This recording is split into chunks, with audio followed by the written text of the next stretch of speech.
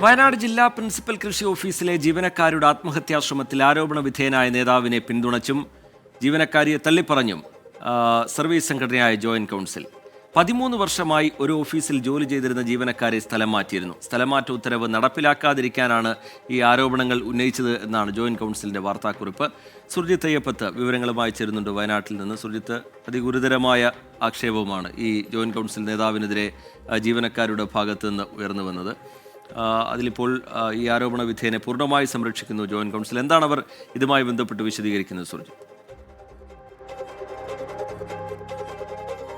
റിജിത്ത്, ഇന്നലെയാണ് ഈ ദൗർഭാഗ്യകരമായ സംഭവം ഉണ്ടായത്. ഈ പ്രിൻസിപ്പൽ കൃഷി ഓഫീസിലെ ശുചിമുറിക്ക് അകത്താണ് ജീവനക്കാരി കൈഞ്ഞരമ്പ് മുറിച്ച് ആത്മഹത്യക്ക് ശ്രമിക്കുന്ന ഒരു സാഹചര്യം ഉണ്ടായിരിക്കുന്നതിൽ പ്രധാനപ്പെട്ട ആരോപണം അവിടുത്തെ മറ്റൊരു ജീവനക്കാരൻ, സഹപ്രവർത്തകൻ കൂടിയായിട്ടുള്ള ഒരാൾക്കെതിരെയാണ് ഇത്തരത്തിൽ ഒരു ആരോപണം. പ്രജിത് ബി എന്നാണ് ഇദ്ദേഹത്തിന്റെ പേര്. ഇദ്ദേഹം ജോയിന്റ് കൗൺസിലിന്റെ ഭാരവാഹി, മേഖലാ സെക്രട്ടറി കൂടിയാണ്.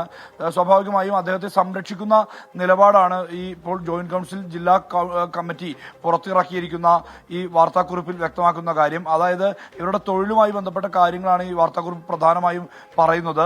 13 വർഷമായി ഒരു ഓഫീസിൽ ജോലി ചെയ്തിരുന്ന ജീവനക്കാരിയെ സർക്കാർ ഉത്തരവുകൾക്ക് മാനദണ്ഡങ്ങൾക്കും വിധേയമായാണ് അവരെ സ്ഥലം മാറ്റിയത് എന്നുള്ളതാണ് പറയുന്നത്.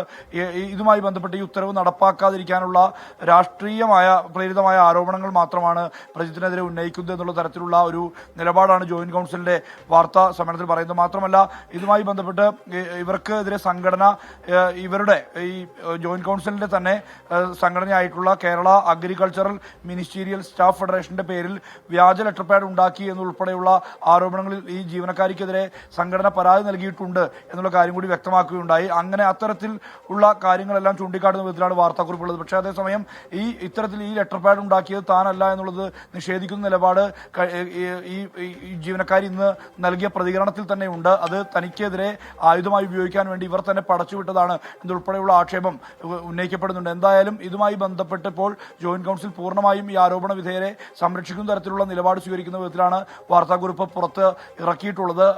എന്തായാലും ഈ ജീവനക്കാരിയുടെ ഈ പരാതി ഇന്നലെ മൊഴി ഉൾപ്പെടെ രേഖപ്പെടുത്തിയതാണ്. പോലീസ് കേസെടുക്കാൻ തയ്യാറാകാത്ത ഒരു സാഹചര്യം കൂടിയുണ്ട്.